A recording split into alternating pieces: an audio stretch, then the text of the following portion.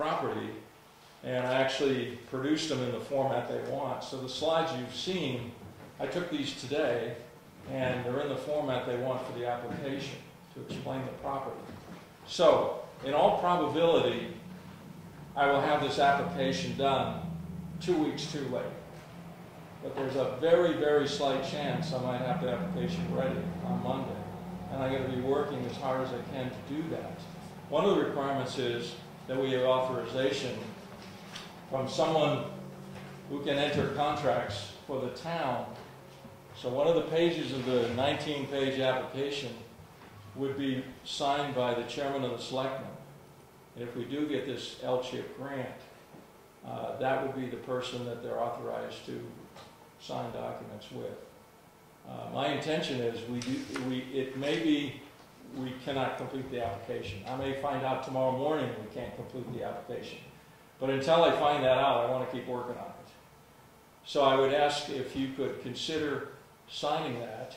The Conservation Commission has authorized me to pursue this L-chip application as far as we can. The problem is they won't have any money that they know of for 2 years. So they have money now. Monday noon is the deadline. And they have considerable sum of money. Maybe we'll get some. My intention is that the value of this property may be greater than the funds we have available. Bake sales are not going to make up the difference.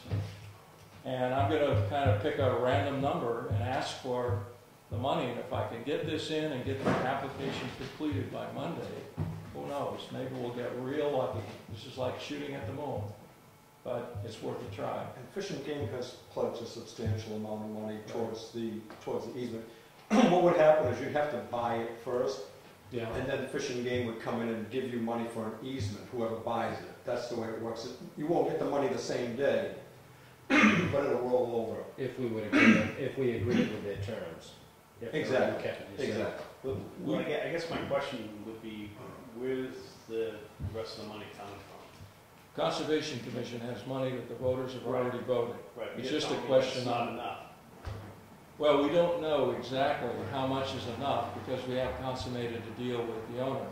We may offer all the money we have or all the money we're willing to spend, and the owner may say, great, good, do it.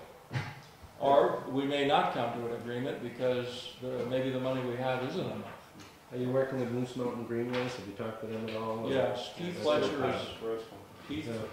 has been with it. They have willing, the appraisal we're getting is a good and accurate, fair market value survey. We voted to spend $2,200 to $2,300 to get this preliminary survey done. That will give us a number to springboard from. But it's how much we have in our pocket, how much is it worth, how much are we going to offer. How much do they want? That could be totally different than what it's One worth. thing too, Kenny, and as again, I'm speaking on behalf of the landowner here, but I'd like to point out a positive. If that educational trust stays solvent and just carries on through time, even if the town did use money to help purchase this, you're only giving money to the students of this community. And you're conserving land as well. And I think those are two pluses right there myself. Yeah. Well, I'm all for conservative, because I was part of the first purchase down there when we did that. I'm all for it, but you're going to have some hard numbers. I mean, if we can do it with the conservation money that you have, that's great. We can do that. But to bring it to a vote of the town right now, the town, I mean, it's not really a vote of the town. We wouldn't be going to a warrant article unless we were asking for more money. That's what I'm saying. That's what I'm saying. So right now, the feeling of the board is we don't want to do that in this economy. Right. If the L-chip money is really a reach, we shouldn't count on that. But the Fish and Game money combined with the money we have may be enough to make a respectable offer, and it may be accepted, and that's it. But you're going to have to put terms and conditions there that their money isn't going to be forthcoming until... The terms and conditions are almost all set. We're working with Rich Cook, which is the guy from Fish and Game that does land acquisition. This is all he does. And what he's given us is a prototype conservation easement And then the second time around, he gave us one that was tailored specifically for our project in Wakefield. And this is where he put in the part that we're allowed to have a parking lot near the road for 15 cars, you know, for the hunters and fishermen to use. This would be something we'd have to construct. But he also made that special provision. Fish and Game normally says no camping, no overnight camping, period. But he put in that conservation easement that we would be allowed to have our youth groups camp 3 times a summer in an unimproved site. So he's already tailoring it to exactly what we're asking for. We'd have to look at what type of money they're bringing to the table if it's not enough to even consider the restrictions. It's a considerable. It's a good amount, Ken. It's You almost. lost my vote with no snowmobiling on that. I've never seen a fish and game conservation easement that prohibited non-ground bearing vehicles. The Fish and Game has got this particular area, Union Meadows, classified as the top 15% in terms of its wildlife value. Yep, monitor high value. Top 15% of all the properties in the state. I'm pretty sure that's no snowmobile. Ken, no, I don't think it was no snowmobiling, but I was making a recommendation for a snowmobile. And I'll tell you why. The whole back side of that meadow has a snowmobile trail on it. I thought there could be at least one portion where the wildlife could hang out. I was saying there's no place to go once you get in there, but It goes right across. just to be told you can't go in there, that It goes right across, and my thought was that we'd at least have one tract of land in that area where the wildlife could winter up and not worry Yeah, about it. the wildlife, the Fish and Game's position is that if deer were yarding and a snowmobile went in, it could actually cause their demise if they used energy to run away and scatter. But it actually, as it is now, the property is a dead end. They actually are attracted to the snowmobile trails, especially the moose. It's so much easier walking.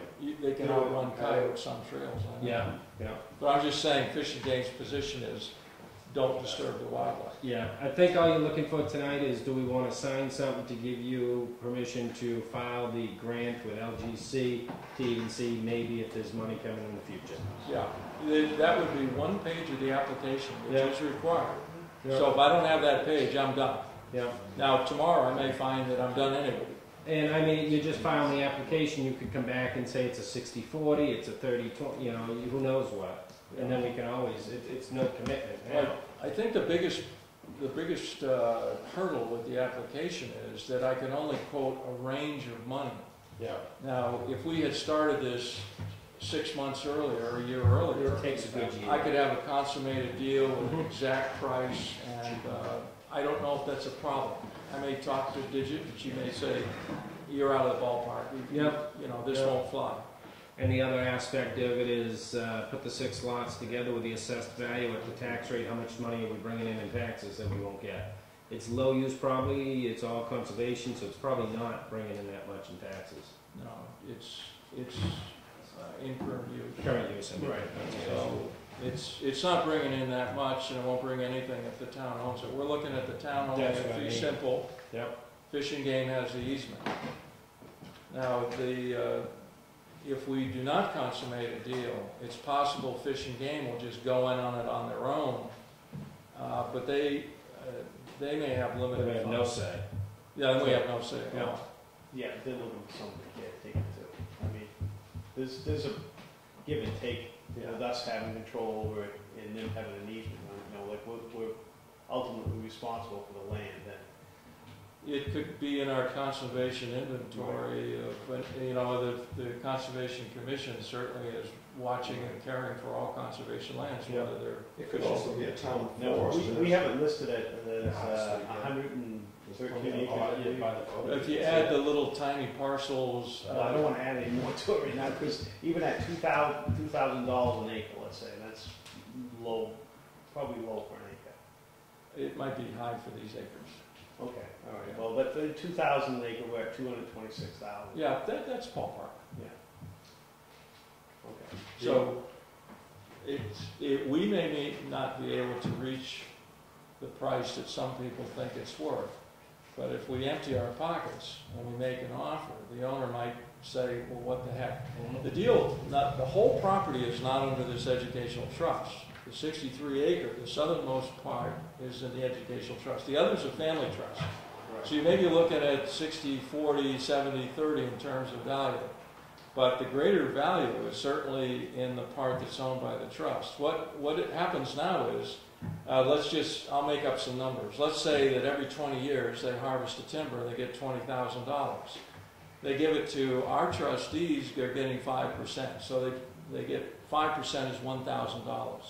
So theoretically, if you put the 20,000 and got 5%, you'd get $1,000 a year for scholarships. I don't know what other money historically is in that fund.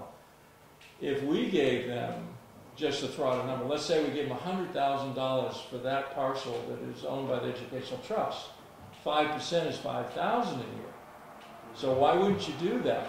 Why wouldn't you get more money just investing it with your broker? No worries. I'd love to lock that piece up. I really would. I'm just putting it out in the tax. There is timber standing on that property which has a value, and that's something that the Conservation Commission. That's why I mentioned the word town forest, because if it was as a town forest with some easements, then they could harvest the timber, do things on a scheduled basis, and do a rotation, just like we should be doing with other forests. And I was going to say that the other town forests that we have, there's some timber on there that we could probably harvest and apply some of those monies towards the purchase. But that's me talking as... Yeah. My point of that discussion is, if you got $20,000 worth of timber every 20 years, you'd be 5 times better off to get $100,000 cash and put it with your broker. 5 times better off, and that goes to the... I'm just trying to prepare you for some of the questions that came up. Oh, yeah. Why are we buying land that really isn't, it would be very hard to develop. Yeah. It's not very readily accessible. It's beautiful property.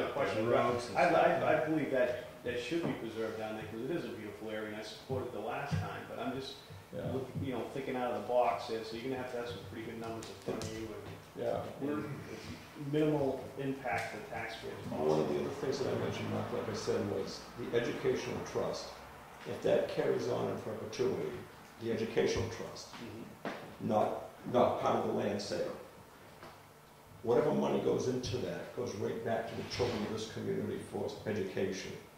So you're pretty much, on that one parcel, you're pretty much banking money for your children's future.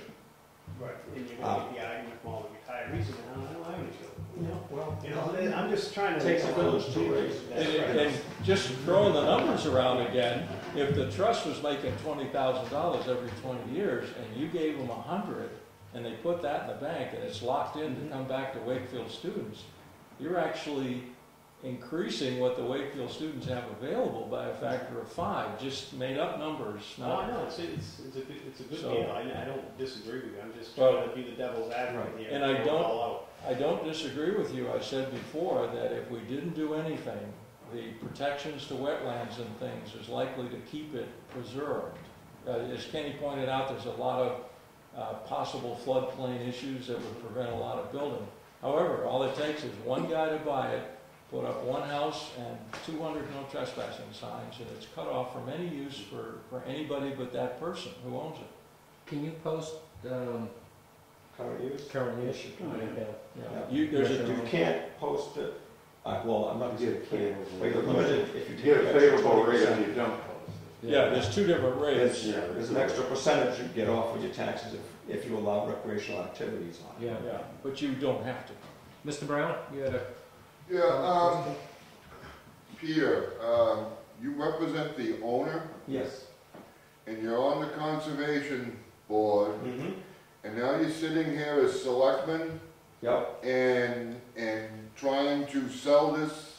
I'm not trying to sell it. I made it perfect fit to the audience. I know you made it perfect, but still, that's a slippery slope when you're representing the owner, and now you're sitting here as selectman, and you're trying to sell this idea into the other 2 selectmen and the rest of us. I'm just saying, Peter, I think you need to be careful. I understand what you're saying, and what I would say to that, Steve, is if you look back at my history in the Conservation Commission, through the Budget Committee, I've always supported easements in that area. Right, but when you stand to gain financially, personally,